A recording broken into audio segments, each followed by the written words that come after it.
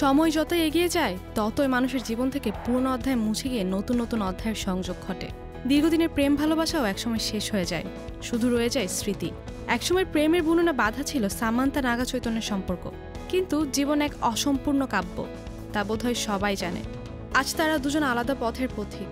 বিচ্ছেদের পর সামান্থা যখন একা, আত্মসমালোচনা, নীরবতা আর কষ্টের মধ্য দিয়ে নতুন জীবনের শুরুর প্রস্তুতি নিলেন।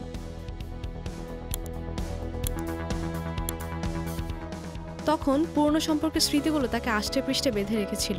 শরীরের 3টি উল্কি ছিল, এক একটি আবেগের চিহ্ন।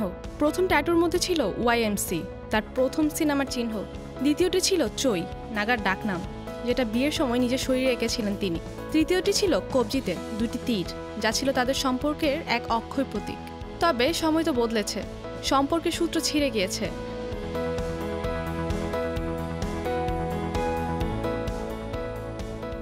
আর সেই ছিঁড়ে যাওয়া সম্পর্কের উল্কিগুলো সঙ্গী হতে চায়নি সামান্থার নতুন জীবনযাত্রায়। প্রথম উল্কি দুটি মুছে ফেলার পর সব স্মৃতি হিসেবে বাকি ছিল কবজির 2টি তীর, আর এখন সেই তীর দুটিও মুছে ফেলার পথে।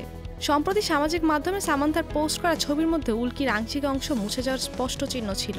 সামান্থা জানে, জীবনে চলার পথে অতীতের যত কাঁটাই বিধুক না কেন, সেই কাঁটাগুলোকে উপড়ে ফেলে সামনের দিকে এগিয়ে যেতে হয়।